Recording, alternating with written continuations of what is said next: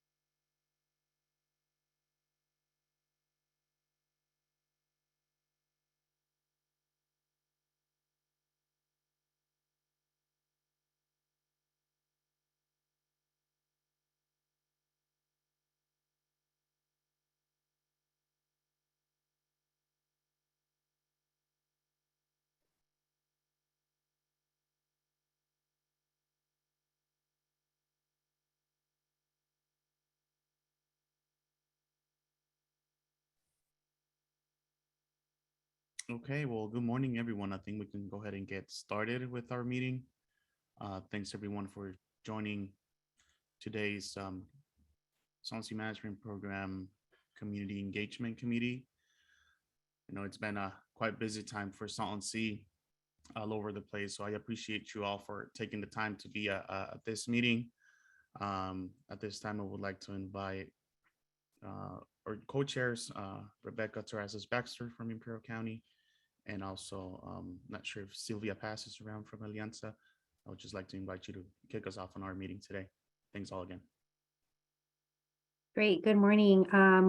Just to introduce myself, I'm Rebecca Terrazas Baxter, Deputy CEO for the County of Imperial and co-chair of the SSMP Engagement Committee. Also, my fellow co-chair Sylvia Bust from Alianza is also and should be joining us shortly. So in the meantime, I'll just kick us off. Once again, welcome for thank you for joining us. Good morning.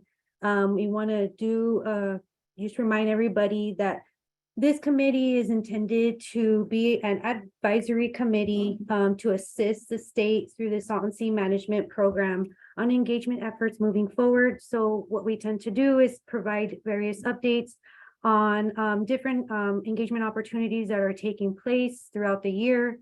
We also look for feedback from the various committee members and the public on how to engage the community, how to make these different events more effective, and to make sure that we're reaching out to all of those that we need to make sure to reach out to.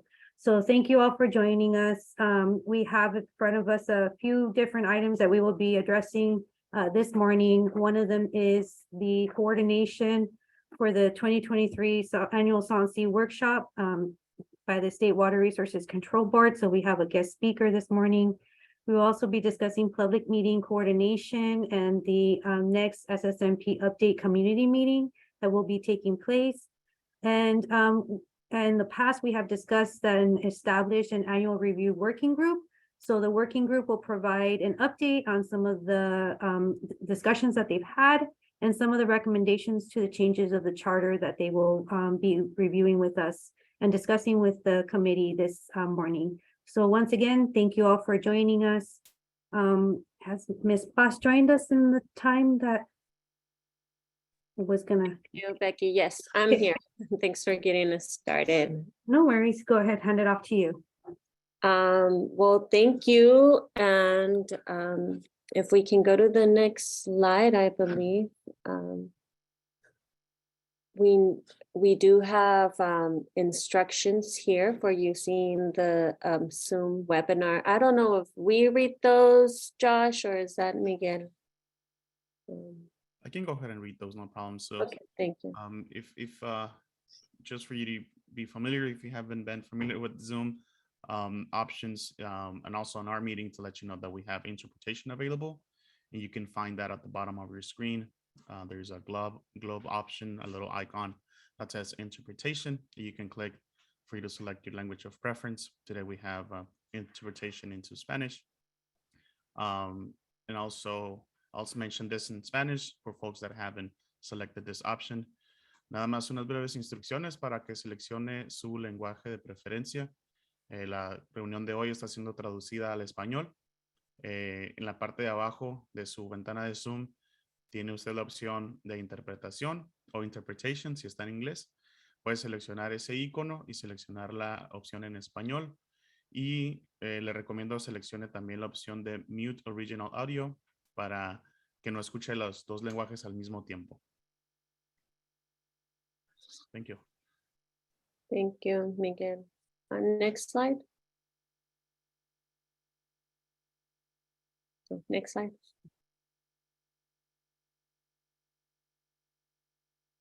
I think, Becky, you already did this, correct? Yeah.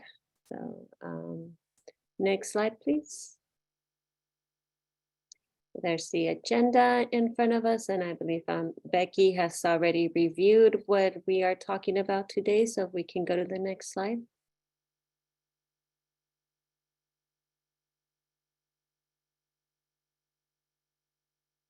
Okay, so item number 2. This is an opportunity for committee members to offer comments, give us any updates, and bring up to us if there are any future events taking place. So if you have any comments, I can call on you if you use the raise hand.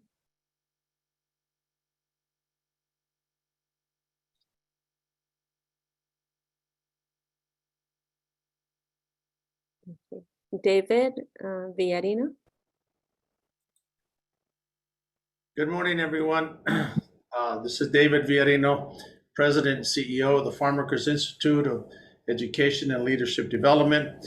Just want to bring everybody up to date on a related item. We're currently assisting the Torres Martinez tribe with the water situation with their wells. We're currently in a project of installing water technology to cleanse some of the wells that they have 14 wells on their reservation. We'll begin that process to begin cleaning the wells so that those waters can be used. We're working in conjunction with the county of Riverside, and we're also working with other folks from the tribe as well to get that to happen. So I just to give you a quick update. Thank you so much. Thank you, David.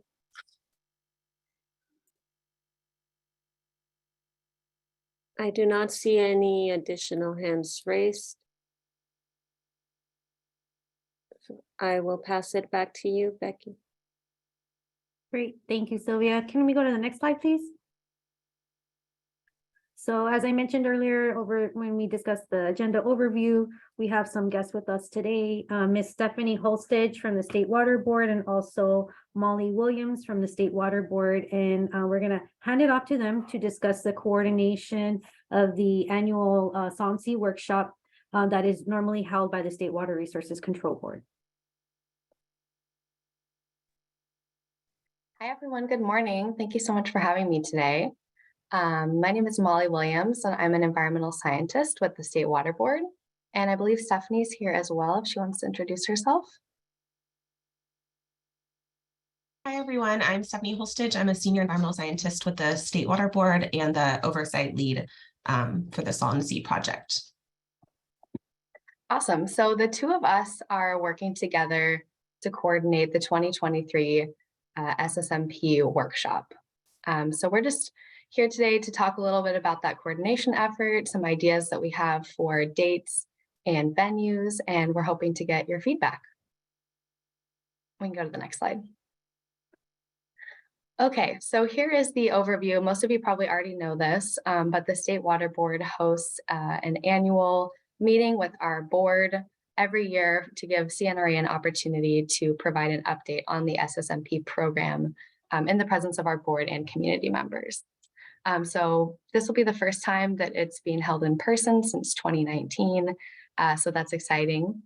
And it really gives an opportunity, for the update to be given in the presence of community members and other representatives of local agencies, tribes, environmental organizations, just kind of bringing the community together to get an update on the project. So previously we have usually held the meeting in March, and we're trying to push it back a little bit next year in order to give us more time to fully translate the report and make sure that we have all of our materials available in multiple languages. And it's also been held before in one day, which has been a little bit intense. So we're trying to spread it over 2 days this year. So we're thinking about May 22nd and 23rd. And one day we're going to have the meeting. We'll have 2 4-hour blocks, so spreading it out over 2 days instead of cramming it into one. So one day we'll likely have from 12 to 4 and the other from 4 to 8 to accommodate folks with different work schedules. And it's also going to be what we call a triple hybrid. So we're going to have an in-person meeting location and then a viewing location as well in the Salton Sea area. And then we'll, of course, have remote participation via Zoom. And we'll have live interpretation in all 3 of those locations. Again, I see we have a hand up. I just have a couple more slides and we'll get to the end for feedback. So if we go to the next one, please.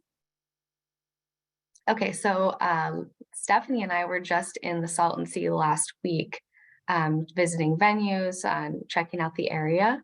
And we came up with these 5 finalists for our in-person location.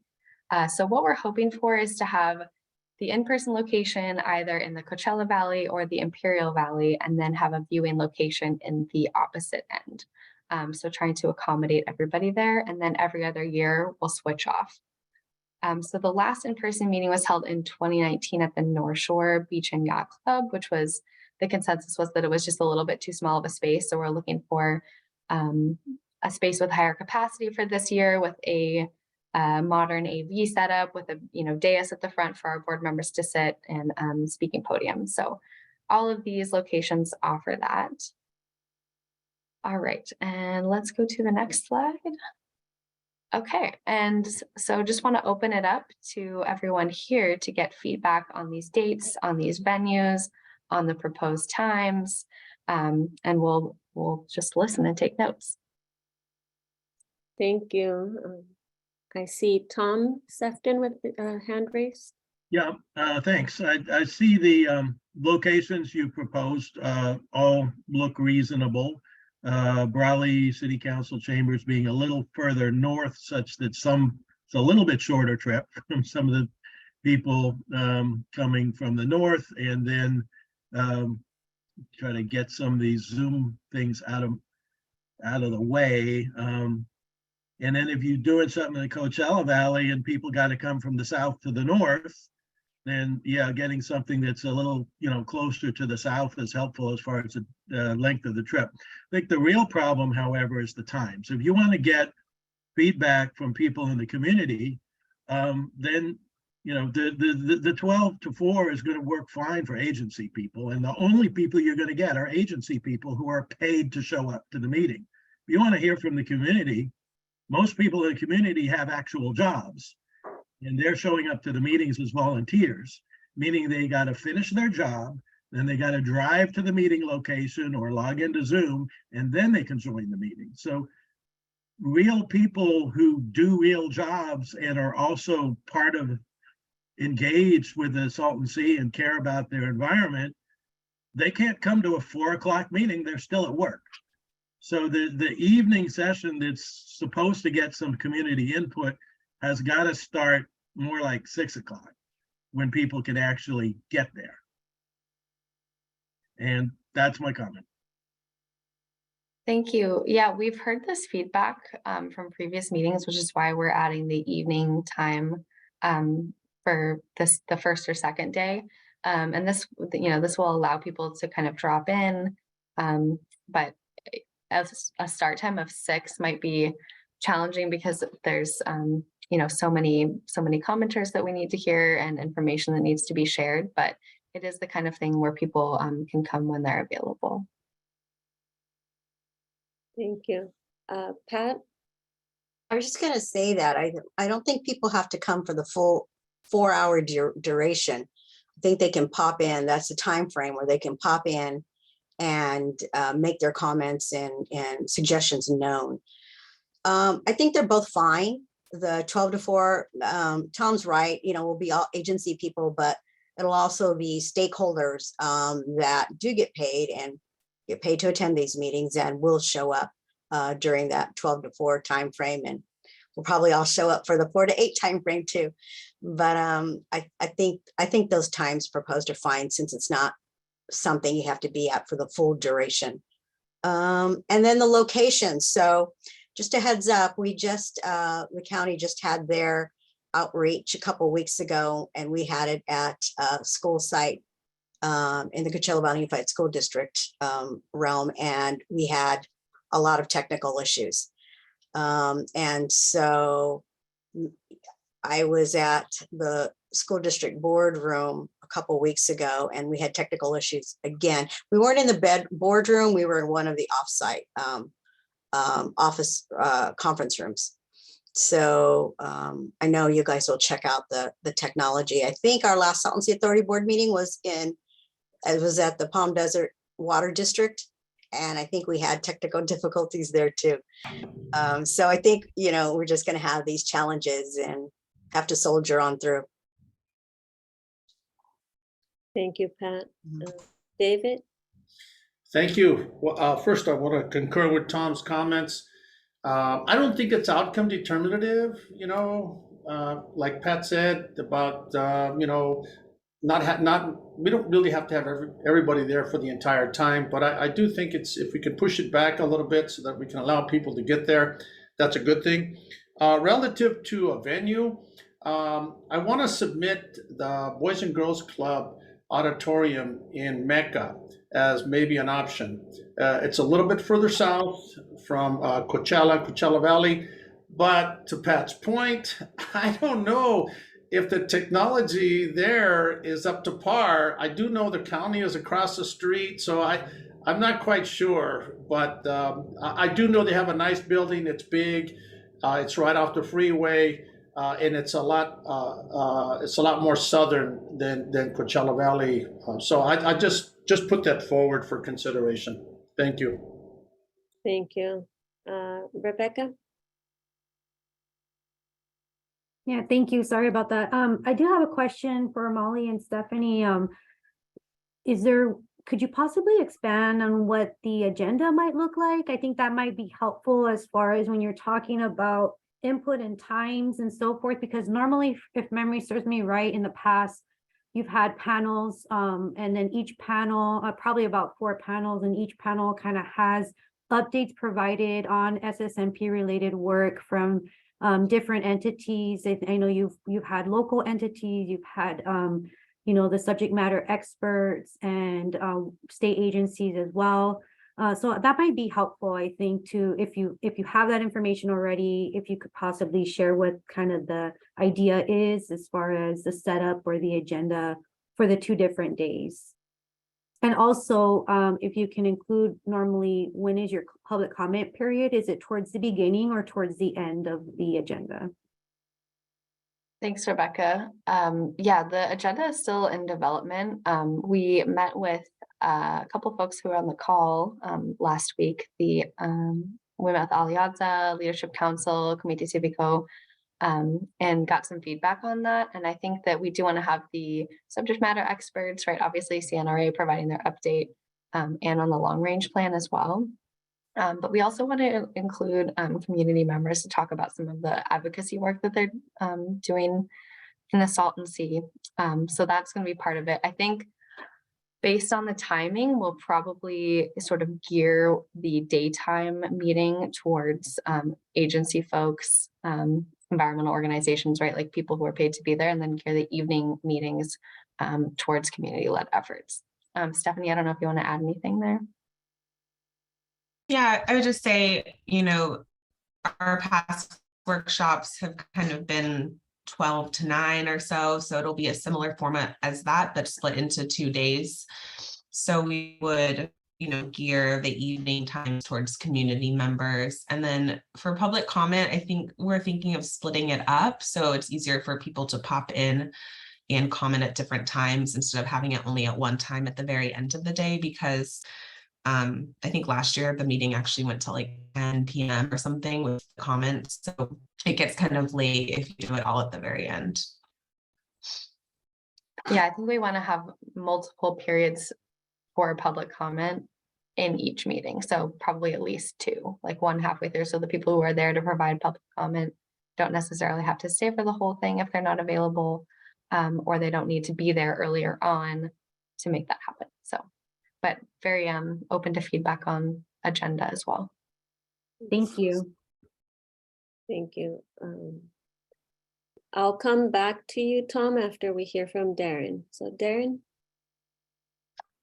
Yeah, can you hear me? Because I'm having a little trouble with hearing everybody, but can you hear me? Yes, we Yes. can hear. Just a couple of suggestions. I agree with what Tom said about moving the time back, and I think others said it as well, but maybe as a compromise, rather than 6, you could say 5.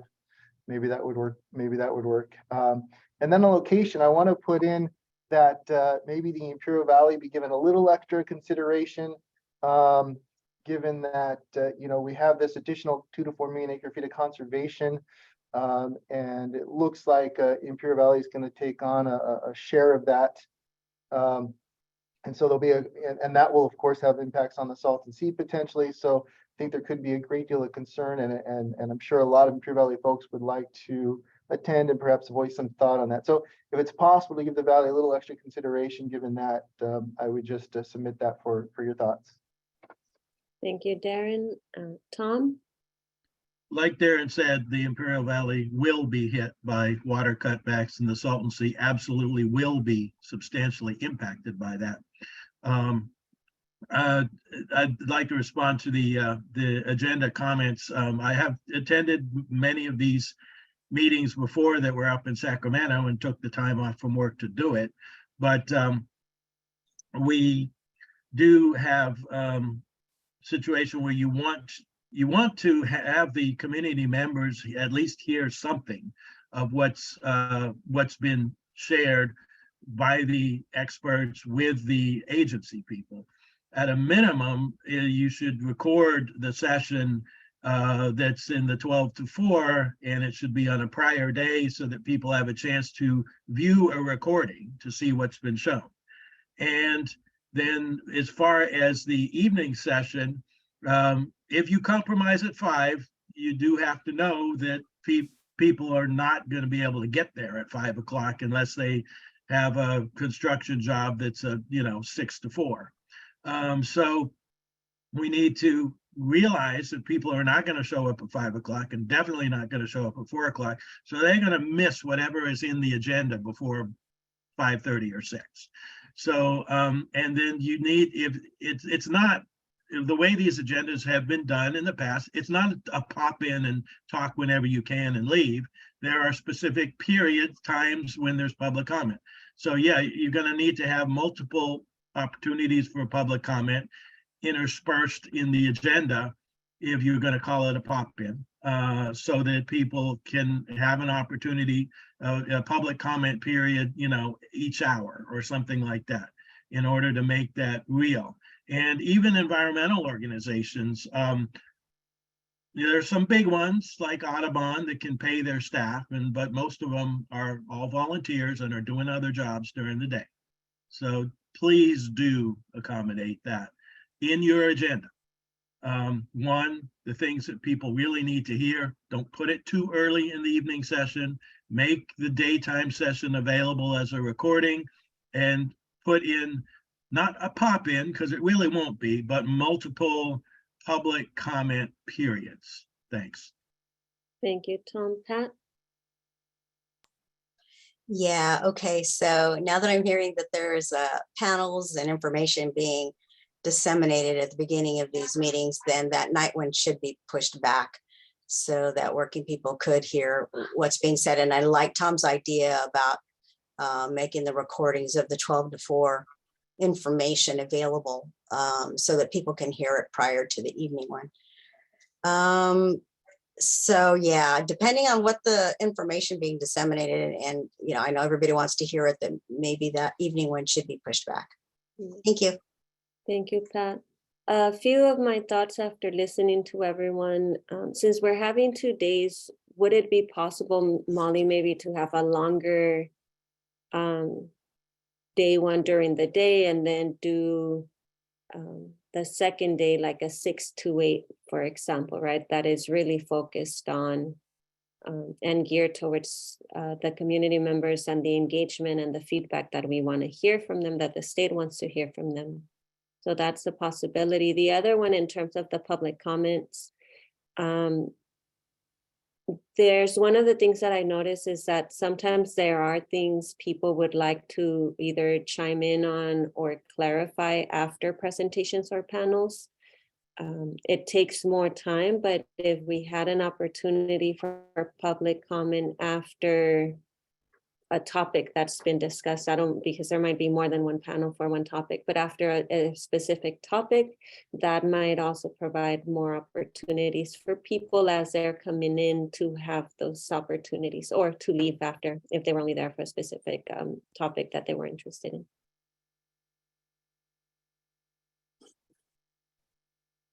Great, thank you. These are all really helpful suggestions. And we are, in the beginning planning phases, but we're trying to get started way in advance this year so that we can accommodate everything. So, okay. Anybody else? I don't see any other hands, so thank you. Okay, great. Thanks again for having me. And one more hand.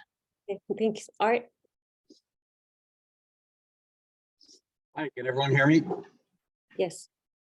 Well, I have a request of this committee, but it's a big one.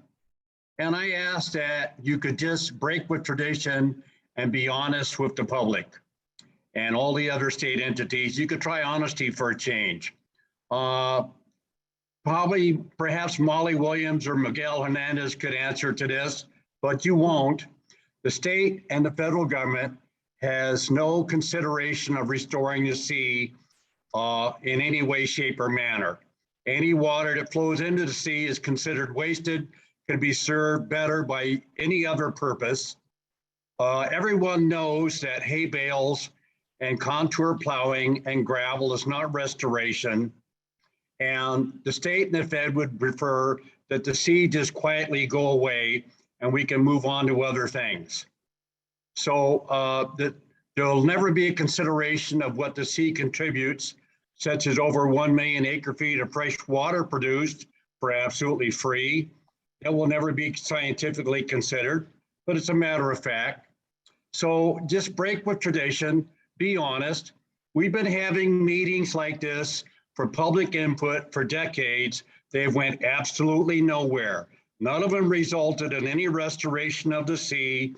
And these meetings are just shiny objects to give the public a false sense of hope that their input is actually going to do anything. You're not going to do anything. You're not going to restore the sea. Neither are any of the other state or federal entities. You have no interest in that. So just be honest about it and we'll move on. Thank you. Thank you, Art. Just for clarification, most of what I heard from Art and his request is for the state to address the long-term plans. I do want to remind us that this is the 10-year plan engagement committee that we're talking about. So again, there might be just a little bit of that disconnect. So that goes to the state, but I do want to bring us focus back to the 10-year plan and ensuring that the feedback and the agendas are reflective of how we're going to move that 10-year plan forward. So thank you again. So Moises, I see you have a hand up. Hola Silvia, buenos días. Good morning, everyone. For Molly and for Stephanie, as y'all are thinking about this, and again, thank you for planning ahead of time and for coordinating with our agency. So I appreciate that very much. Back to Tom's point as to having a recording. One thing is having a recording, another thing is announcing there will be a recording. And there's still a lot of digital gaps in the area. If there's an opportunity, if there is a recording after the 12 to 4 hour, if there could be a viewing location for folks that may want to see the meeting or hear the meeting. And then for any clarifications, so there could be staff to clarify anything for folks and to build the capacity and for their participation the next day, something to take into account. And then just ensuring that folks, as the messaging goes out, if could be any FAQs, walking folks through to the different touch points of the meeting and how public comment will be addressed, right? You mentioned that there's a viewing location and then there's the location where the actual board members will be. Just, making it very clear that while you're in a viewing location, that's still an opportunity for public comments, that there'll still be interpretation available, that there'll still be other opportunities to engage with folks. So just the more that could be broken down and the process could be broken down ahead of time, I think that would be extremely ideal and appreciated. So yeah, but I appreciate the thoughtfulness that went into this. But yes, there is a lot of folks that do, especially during this time of year, there's preparation for harvest season, and there's a lot of folks that do leave work at a later time. So, and then to the point of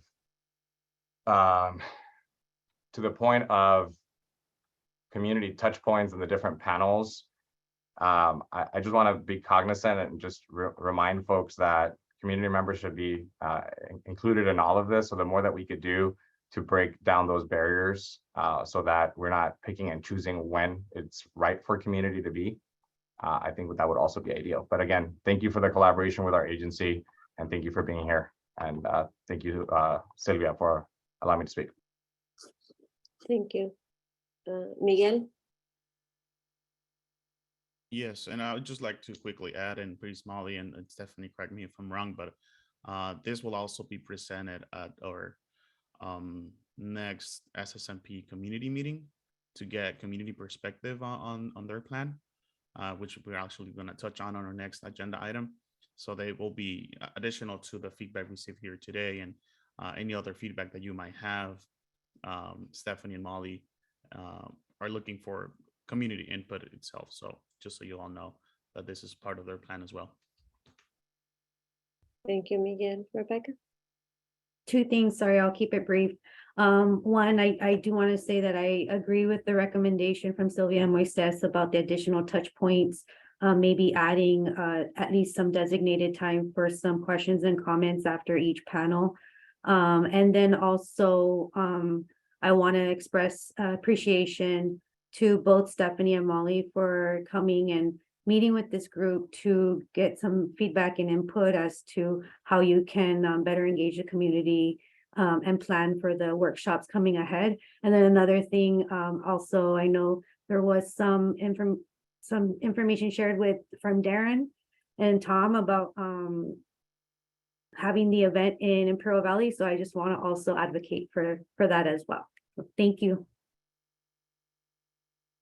Thank you. Okay, and I'll hand it back to you, Rebecca, for the next portion of the agenda. Great. Thank you so much again, Stephanie and Molly, for your time. We greatly appreciate it. I'm glad to hear that you will also be touching bases with the community during the next SSMP update community meeting to get some feedback there. So once again, just want to express our appreciation for taking the time to share this information with us, and hopefully our commentary and our feedback will be helpful in the development of that next workshop. So thank you for that. If we can change slides to, I believe we're next item. We went over the discussion and the Q&A. So next slide, please. Thank you so much. So we'll move on to item number 4, which is to discuss the public meeting coordination. This was mentioned earlier by Miguel about the upcoming SSMP update community meeting. So I'll actually hand it off to Miguel to go into detail about this, and then we'll open it up for Q&A. So please allow him time to finish his presentation, and then we'll open it up for questions and comments. Thank you. Thank you, Becky. And if we can hit the next slide, please. And like I just briefly mentioned on my previous comment, the SSMP team is coordinating its last SSMP community meeting, trying to recap what we've been up to in the last few months. And this is more tailored to reach community members, perhaps folks that are on the first time they hear about the SSMP program, first time they hear about the long range plan, first time they hear about projects that are happening around the sea. So this is sort of, yes, it's an SSMP update, but also with the focus or with the thought in mind that we will be providing additional context for folks to know more, get sort of up to speed about the program. If we can hit the next slide, please. And everything, it's tentative as of today. The day we've been trying to nail down or pencil down will be December 7th. That's still on the works. That's going to be, of course, an evening meeting. And we're planning for this meeting to be a hybrid meeting in Zoom and also in-person location, which is still being determined. Of course, it's going to be within the region. We're looking for some options that are accessible to communities, of course, and also that we are able to set up a good, solid internet connection to be able to include folks from the remote participation as much as we can, and be able to work those logistics already. We actually, as a matter of fact, we just started working. We have already started working on those logistics to make sure that we do have a stable connection, and we're able to create though it's a hybrid meeting, it's not just focused to those that are in person. So we want to be inclusive as much as we can. And that starts with a good audio and video system and other sort of logistical items that should be considered, that are already being considered, and are a key starting point for the planning of this meeting. Rough agenda for this meeting, it will be a program update on SSMP projects. As you might have heard or read on our e-newsletters, there is significant progress at the SEH site.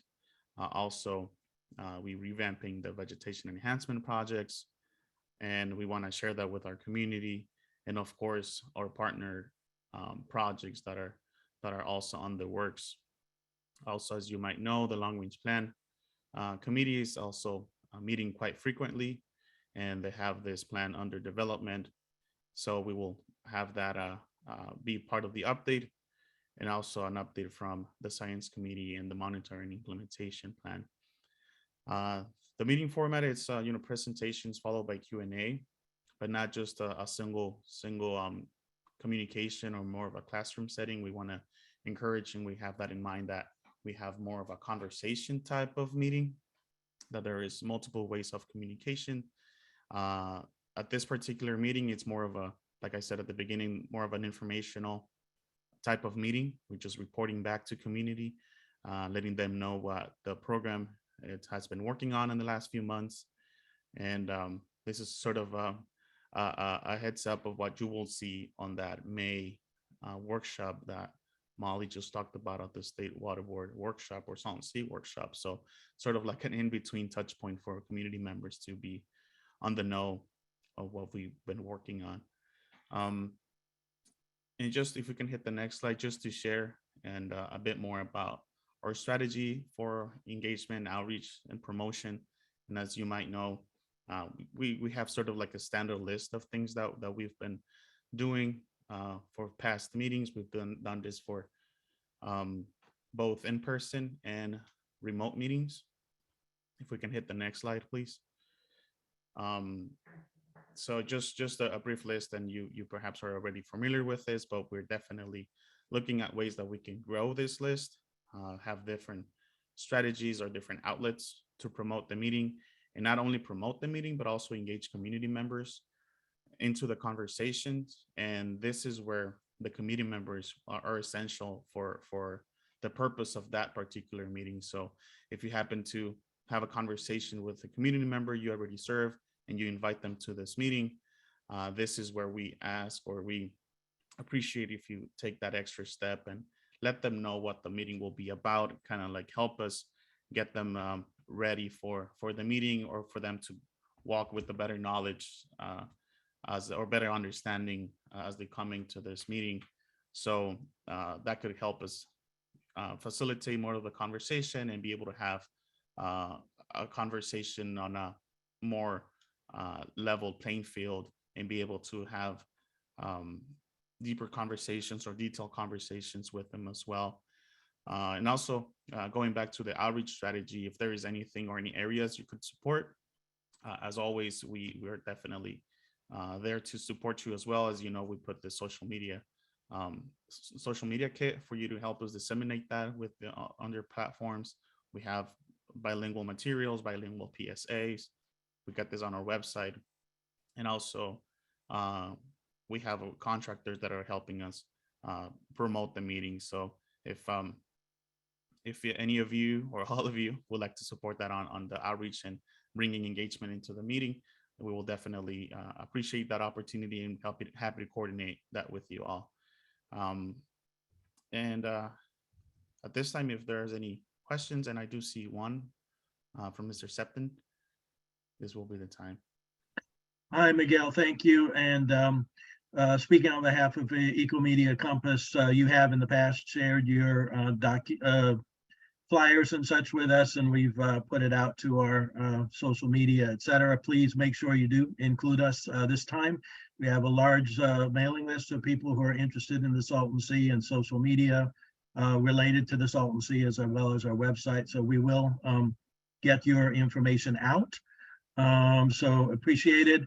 And then also we are part of the Long Range Planning Committee, and I want to make a request on behalf of Ecomedia as a member of the Long Range Planning Committee that in addition to reports from state staff on the progress of the committee and the progress of the long range planning process, that you allow a couple of members of the Long Range Planning Committee to give our perspective on that progress as committee members, in addition to the report from state staff. Much appreciated if you can do that. Thank you. Thank you, Tom. Yes, and I think that's a fair ask, and for sure we'll consider that and confirm with you and the rest of that group that's been convening on a sort of extra basis. Thank you for that. That's a great recommendation.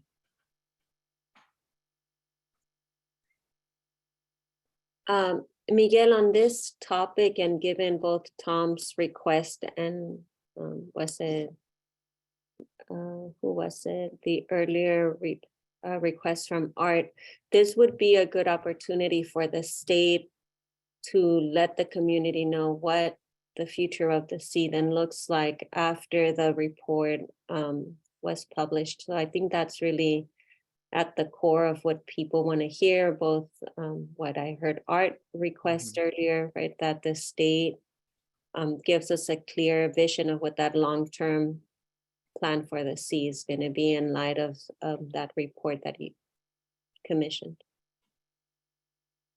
Thank you, Sylvia. Really helpful.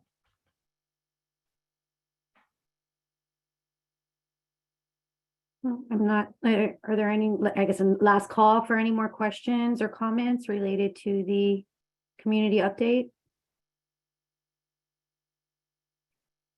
I'm not seeing any more raised hands, so Miguel, unless you want to add anything else, we can move on to the next item. Yeah, other than we will be confirming all this information in the coming days. I'm aiming to have everything confirmed within the next week or 10 days maybe. So you'll hear from us confirming date and time and also the location to start disseminating the information, flyers and everything already on the works. So most likely we will reach out to the outreach working group for you guys to take a look at our materials as always, and then try to edit or adjust as needed before we go out to print or send publicly. So please be on the lookout for that information. And yeah, appreciate your help. Thank you. Thank you, Miguel, for that update. And just a reminder also, please be on the lookout for that information. You know, as members of this committee, that's one of the commitments that we make, is to help share that information with our networks and with any and all kind of listservs that we have, to make sure that there's as much information sharing going on as possible. So just as a reminder to all of the committee members, please help the state with sharing that information so we can get as much participation at these events coming up. So Tom, do you have another question, or is that just an old hand raise? Sorry, I forgot to take it down. Okay, I just want to make sure. Okay, thank you. And I So do we'll move on second to the it, next please. item, and I'll pass it off to Ms. Buss. Thank you. So next slide, please. So for this next presentation, we're going to invite Josh to talk about the work of the working group that's been looking at the charter and including processes for this committee. So Josh, I'll hand it over to you. Thank you, Sylvia. Good morning, everyone. It's good to see you all again. If we go to the next slide, please. So just a quick review of the annual review working group and our current composition, comprised of Lisa from Field, Pat from Riverside County, Mariella from Leadership Council, Daniel from CCV, Juan from Salton Sea Action Committee, and Alex. And if we go to the next slide. So the annual working group met this past October, really to continue our conversation regarding membership composition and how we can add new members to the committee and increase the diversity of input and the ability to increase our message out there to various different communities and stakeholders around the sea. So in continuing this conversation, it was also raised that we needed to take a look at the charter, as it was nearing the end of the year, and that's part of the charge of this group. And one of the things that came up in the charter that needed to be looked at was how do we, in terms of how do we add new members to the committee, how do we also select and address, provide a framework for our co-chairs. And nominating new co-chairs when the time comes, and what do the terms look like, and where are the co-chairs from. So with that, I wanted to really quickly bring up the charter itself and some additions that we have made for your review. And then we can dive into a little discussion about that. And then I'll also circle back around to adding the membership composition piece of it and the process for selecting new members. So if you all bear with me for 1 second, I'm going to bring up the new charter. Or, I'm sorry, not the new charter, but the revisions to the existing charter. So let me know if y'all can see this. So this is the current charter that we sent out, and we'll send this out again. And we added a new section here regarding the composition of the chairs and the selection of the chairs. And just to be really clear, this is not, there's no intention on the state's end here to have new chairs come in at this point in time, or to or anything along those lines. This is really just to provide a framework for how chairs are chosen and where they're chosen from, and what the term of the chair will be. So I'll read this for everyone, just so that we have, if we have anyone on the phone listening, or if anyone cannot see this, I'll read this for everyone here. And then we're also going to send this out for input by the committee. So chairs composition and selection. The co-chairs of the committee shall be comprised of representatives from the Salton Sea region, 1 representative from Riverside County, and 1 representative from Imperial County, so as to equally represent the surrounding communities of the north and south sides of the Salton Sea. Each co-chair position will consist of a 4-year term that are staggered by 2 years to provide consistency and leadership to the committee. The co-chair positions may be extended by mutual agreement of the co-chair and the state. Co-chairs may take a leave of absence for a period up to no more than 2 years, and may nominate an alternate from their organization to serve in their place. Failure to return from absence of 2 years and resume the responsibility as co-chair will enable the state to name a new replacement or allow the committee to begin the nomination process for a new chair. The nomination process for selecting a new chair will be as follows. Committee members will be allowed to nominate 1 existing committee member, including themselves, by email to the state during the nomination period. After nomination period has closed, and there's a typo there, the state shall evaluate all nominations and recommendations to then determine the next co-chair.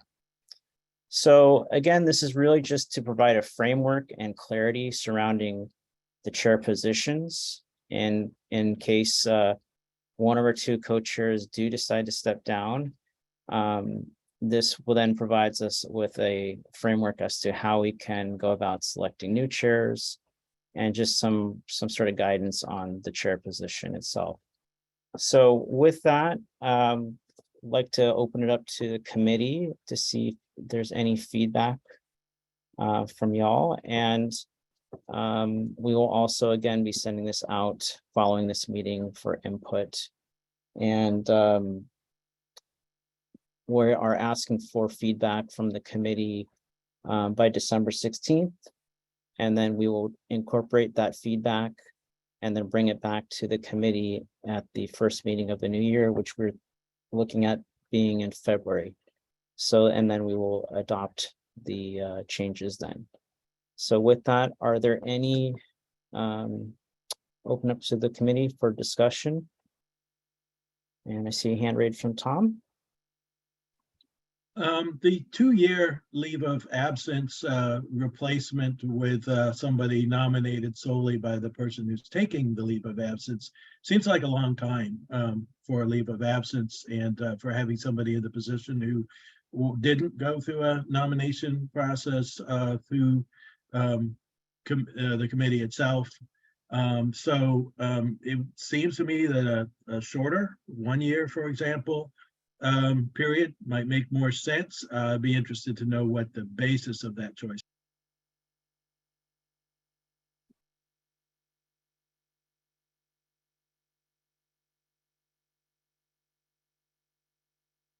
I don't think there was any real thought process into the 2-year number. So I think we can take the 1 year into consideration. I'd love to hear from everyone else on that and any other thoughts.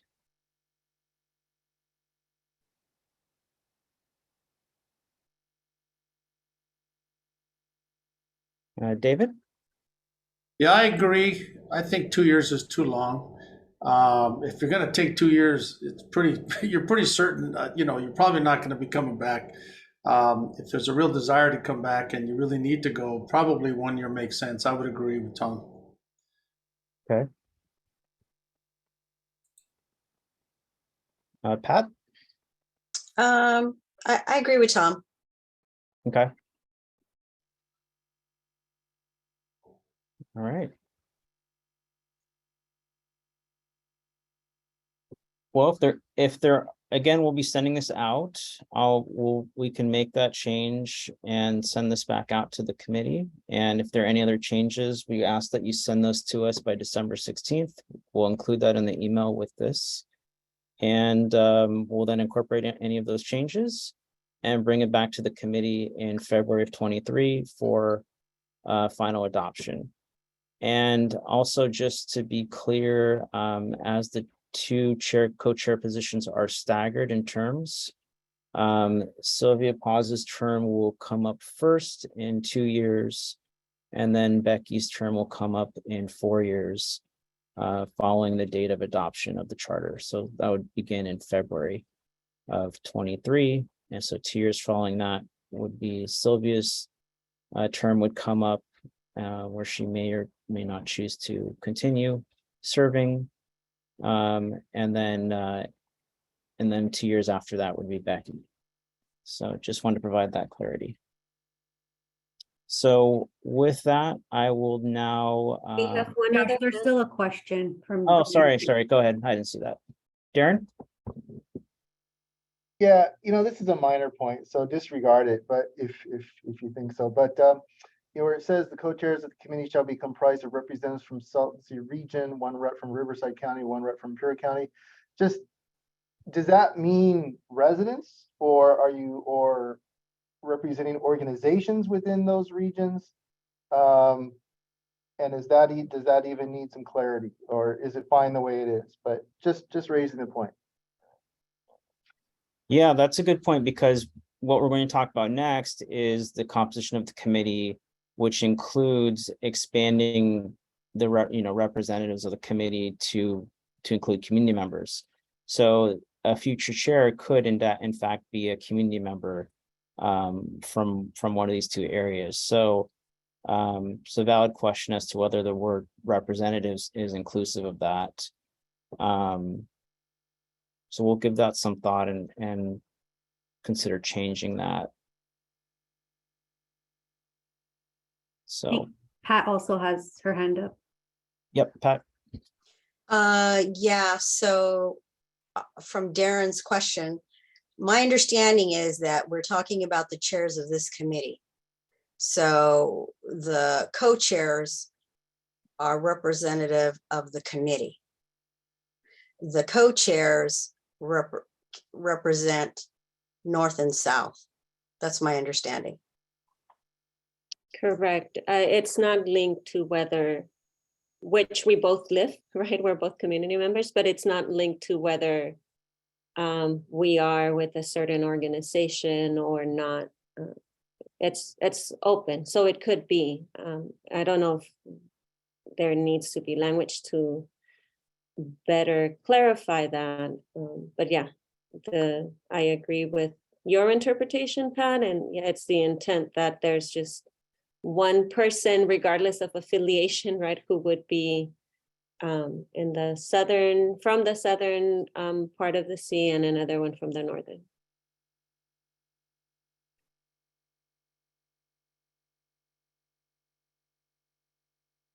Okay, we'll take a look at that.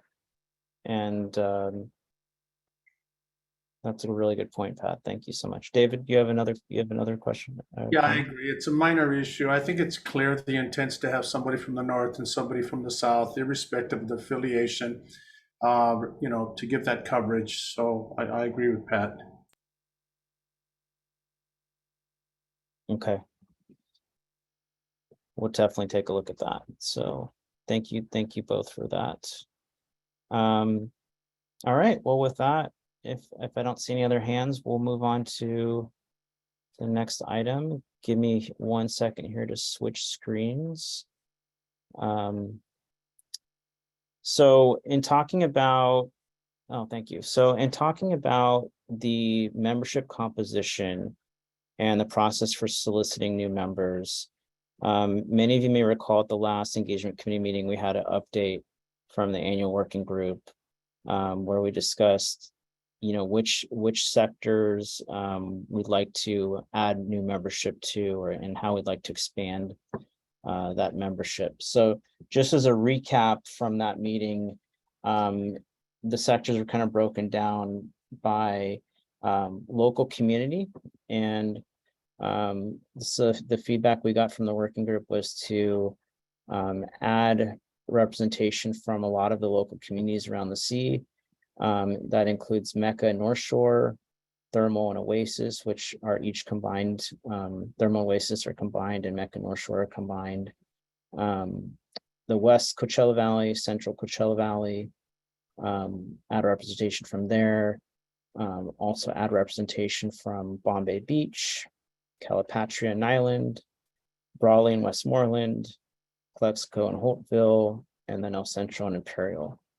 And then we also had add representation from some community-based organizations that include senior citizen and smaller retired groups, as well as the tourism sector, and specifically considering the Greater Palm Springs Convention Visitors Bureau, which has been very supportive of Salton Sea. And then also looking at adding some Perpetua community youth groups as well. And then another sector that we looked at adding membership from is the public health sector. And some groups that we specifically were looking at there was a desert healthcare district in the Coachella Valley, and then looking into sort of their equivalent in Imperial County, possibly Borrego Health or Pioneers or El Centro Medical Center. And then also looking into adding Promotoras. Some other groups real quickly, agriculture, looking to add a membership from that sector, economic development, IVEDC, and CVEP, and possibly some chambers or chamber 2 from each county. And then academic, there are a few sectors from there, from some of the Imperial Valley Unified School District, some of the universities, University of Redlands, San Diego State University, maybe Imperial Valley Community College.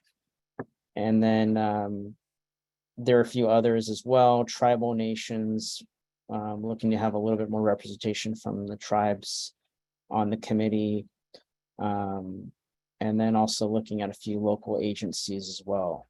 So the question then becomes, looking to add all these different folks, how do we go about doing that?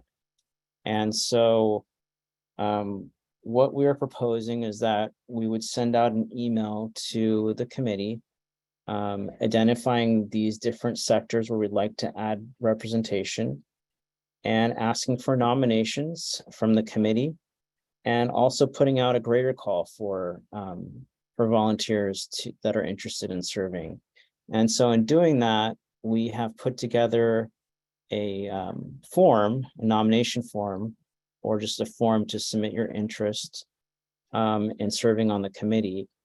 And we sent it out prior to this meeting, and we'll send it out again, but I'm going to share that form with you guys right now so that we can all take a look at it, and would really love to get your feedback on the form and on this process. So with that, let me know if everyone here can see the form. The first section of the form is kind of a little bit of an overview as to the committee and what we're looking for in terms of serving on the committee.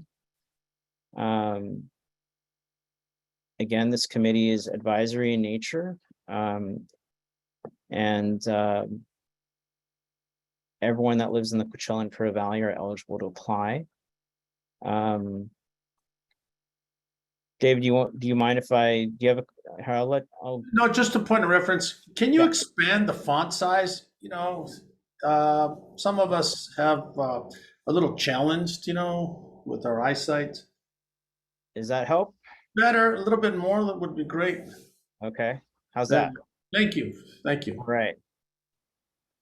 So, so let's see, where was I? So, you know, what we're really looking for is for folks that are interested in serving or that are nominated to fill out this form to give us a little bit more background as to, you know, why they're interested in serving and how they think they could help the committee. And so we have this background information here about the committee, their contact info, name, email, phone number, which community they live in. And then we want to know sort of if they're affiliated with anyone, if it's a CBO, if they're just, you know, a member of a community and not affiliated, or what kind of group are they affiliated with, so that we can sort of try to figure out where they fill into the sectors we're looking to increase our representation. And also just so that we know, you know, where they're from. And then we have a question, question here about briefly describe your involvement in local community or experience with community outreach. And if they don't have any of that experience, we'd like to tell us why they think that they can be best served to represent their community or best served to help the community. So ask them a little bit about their skill set, their knowledge, or relevant experience. And then this is something we really wanted to be clear on, is the commitment to the committee, that, you know, there is a commitment to attend meetings, review materials, and help get the word out and provide meaningful input on strategy and outreach and engagement. So these are questions related to that. You know, why are they interested in serving? What would they like to achieve while serving? Clarifying that these meetings are held during the week, during the day on Zoom, but that with the addition of more members from the community, we may need to revisit looking at holding meetings at other times during the day. And then just moving along here, you know, that we are looking for input on meeting materials and strategies. And then we also added this question here, is if somebody interested in serving is unable to attend meetings or review materials, we'd like to know if there's some other way that we can better serve them and still have them participate. So that's really that's the form. We try not to make it too long. So would love to hear everyone's feedback on this. And if needed, we could, you know, we could send this around to everyone and have input as well after the meeting. But with that, I'd love to open up to the committee and hear from you guys as to your thoughts and if any feedback that you have on this.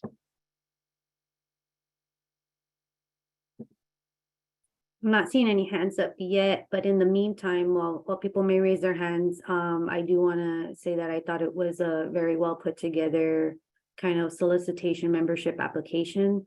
It covers a lot of information as far as the commitment that we're making as members of this committee. So that way people kind of know what they're jumping into first before making that type of commitment.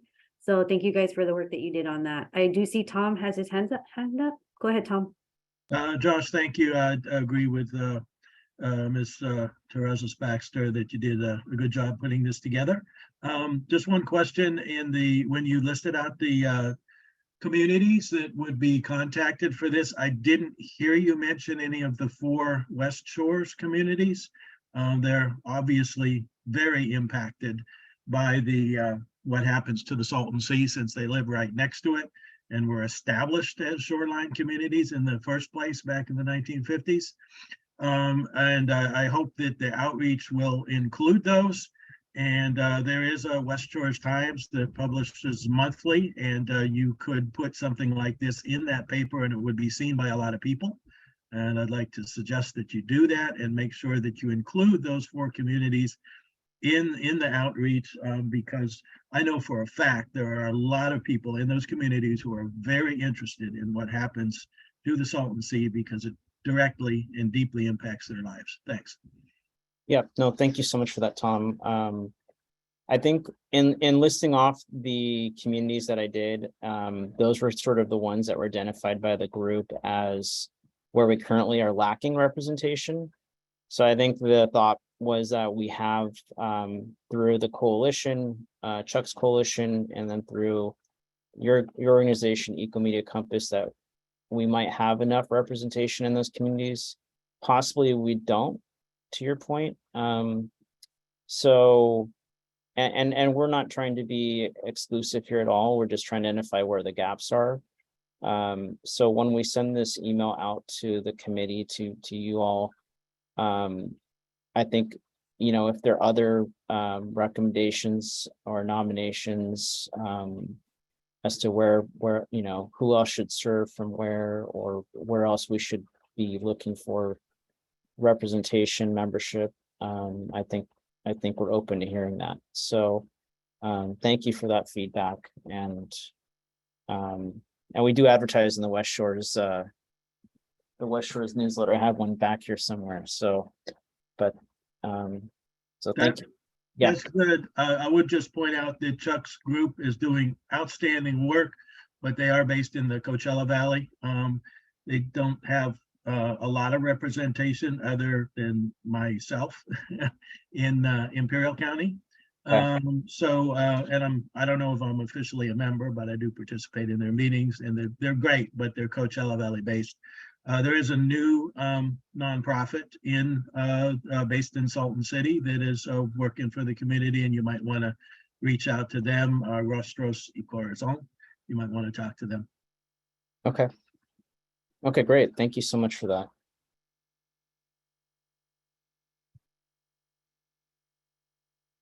David?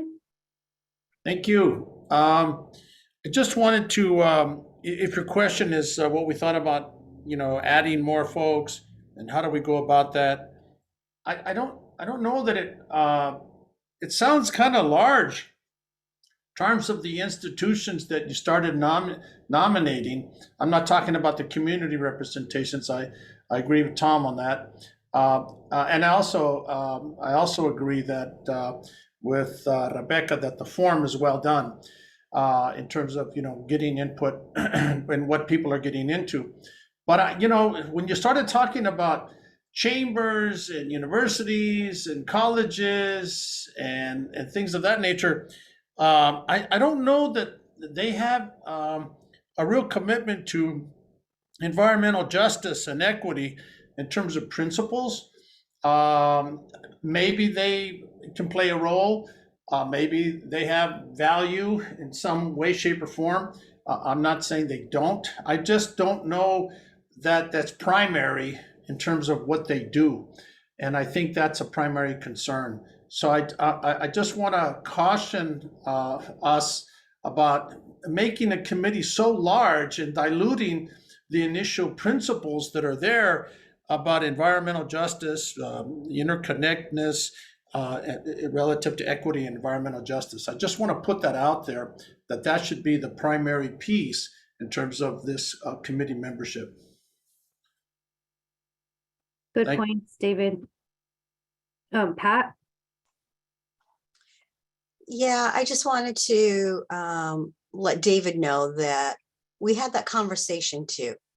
We said, well, what is the goal for inclusion and how big do we want the committee to be? And most of us at that time said as many people as it takes to get the word out and help educate people on the Salton Sea and our meetings, and have the widest net possible for inclusion of comments and suggestions on the Salton Sea.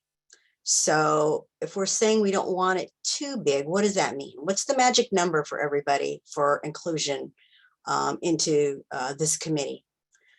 As far as the other educational things go, you know, are they in line with environmental justice thoughts? We don't know, but we know that becoming a part of this committee, they will know. We know that being a part of this committee, we expand the net of education and helping people to understand what that means. And I agree with you, a lot of people still don't really know what that is. And it's not because they don't want to know, it's because they don't know how to put that into action. And I think that this engagement committee is really good for helping folks come to an understanding of what that means in terms of the Salton Sea, that we have communities that are impacted and have been marginalized, and that can be like a secondary or third layer of what we're trying to do overall here, which is to get help on getting the word out on the Salton Sea and enlisting people's ideas. Thank you. Thank you for sharing that, Pat. It's good to hear the perspective and the discussions that took place kind of behind all of this. Mariela, I see your hands up. Yeah, hi everyone. I think this is a good conversation, and just wanted to highlight something else we spoke about in that working group, which was like, considering that this group might be bigger, how can we make sure that everyone in the group has and feels comfortable sharing and actually participating? Because it's one thing to have someone in the group, and another thing for them to actually feel safe and comfortable giving input. So we had a conversation about that, and maybe thinking through an onboarding process and what that looks like to ensure that is the case. So just wanted to also flag that. Thank you, Mario. That's a really good point that I forgot to bring up. And that's something that we still need to, I think, as a group, flesh out, but definitely want to have an onboarding process, I think, so that those that join the committee can get a little bit of a sort of committee 101, Salton Sea 101 background, and have that introduction to everything, so they really know what they're getting into, can really help participate and engage. So I think it also serves as a good reminder also, not just for the new ones, right? But even if any of the current membership want to participate in something like that, I think it would serve as a good reminder as well for all of us. Any more comments? I'm not seeing any more hands raised at this moment. Anything else you'd like to add, Josh, before we move on to the next item? no, thank you all so much. And you guys have a link to this in your email for today. If you have any other edits or suggestions, please send them our way. And just want to thank everyone again for your time. And with that, I'm going to stop sharing and turn it back over to the team. Great. Thank you so much, Josh, for that. Appreciate it. Appreciate the input from the working group members also, to kind of hear about the other discussions that have been taking place and so forth. If we can move on to the next slide, please. Great, thank you. So we'll move on. This is time for public comment. As you guys all noted, after each agenda item, we had some questions and comments, mainly from the committee members, but this is a time for members of the public, which we do have some attendees from the public participating, to ask any questions, provide any comments, give any feedback as to anything that we have discussed thus far that was listed on the agenda, or anything that may not be listed on the agenda that they may want us to consider for future discussions or future topics.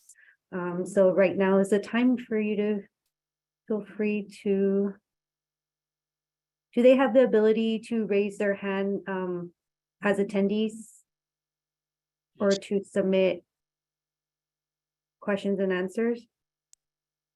Q&A as well. I'm sorry, what was that? Yes, they can raise hands, and yes, they can submit a question via the Q&A button on the Okay. bottom of the screen. Perfect, thank you.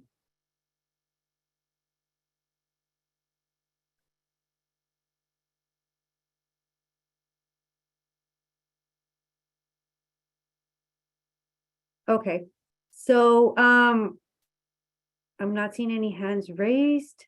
I know there is a discussion going on through Q&A, and Miguel has been addressing the questions.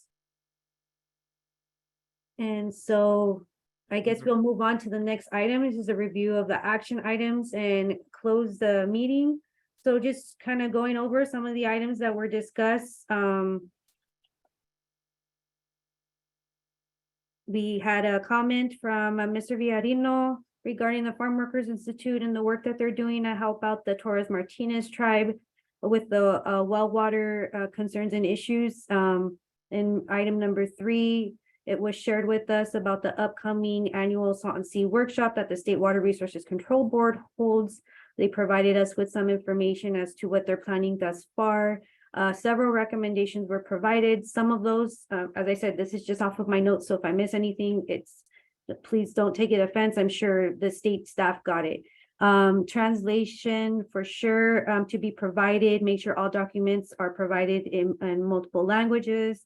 Also live interpretation, consideration of later hours to ensure additional public input, include more touch points during the workshop potentially after each panel to allow questions and comments from the public on those specific topics that were covered in the panels.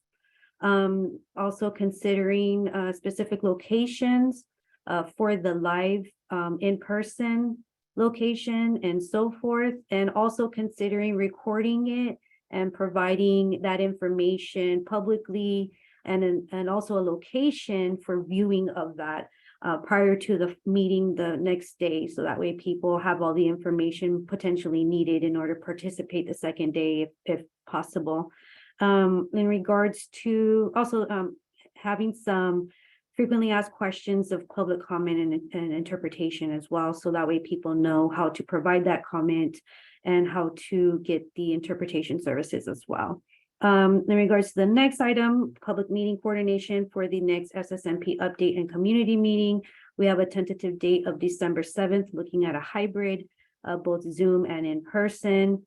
Some of the recommendations was that the long range planning committee members, that it be considered that they are allowed to provide an update as well, maybe some representation of the committee members to provide that update, in addition to the state staff doing so, and a good opportunity for long-term plan or vision of the sea by the state to be shared with the community. In regards to the annual review working group, we discussed several topics. One of them was the CEC co-chairs providing a framework on how that will be selected in the process in the future to allow some consistency. Also, in regards to the solicitation form for membership, they discussed composition, trying to fill some of the gaps, the intent of the state to work with committee and community members to do a community-wide call for nominations for people to serve on the committee. Some of the recommendations that were provided related to this is to change the leave of absence to 1 year versus 2 years. The intent that the representation of North and South is clear with co-chairs, that they are covering as residents and or an organization, and including West Shore communities in membership solicitation. So making sure that there is some additional outreach to the West Shore communities, as there's been expressed that there's a sense of a gap there, and consider the size of the committee and what it's achieving. But it was shared with us also what some of that intent was in the discussions that took place during the work group. So in addition to that, kind of just reviewing and reminding people, the committee members, the community members are listening for the emails. Emails will be sent to committee members for additional feedback and input, and the requests that we heard in regards to helping share information. So I hope that covered it all. If I missed anything, Josh or Miguel, feel free to add that. No, I think that was great. Okay, Yeah, Well- and I just wanted to quickly mention, Becky, if I may, just wanted to let folks know about the next Science Committee meeting. We had previously announced a tentative date for mid-November. Now that has shifted, but we have confirmed that the Science Committee will be meeting in December 1st. So please pencil that down, or actually mark that down on your calendars. We'll be sending more information as in regards to the time, and also a link to join the meeting. So just wanted to make that announcement.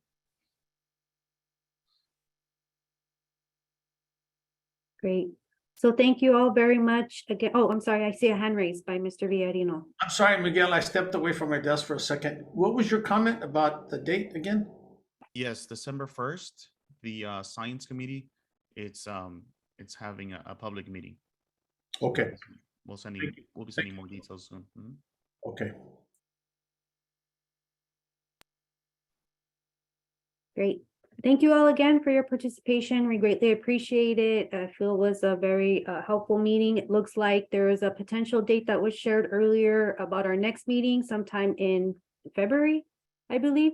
Where we will then bring back the charter for adoption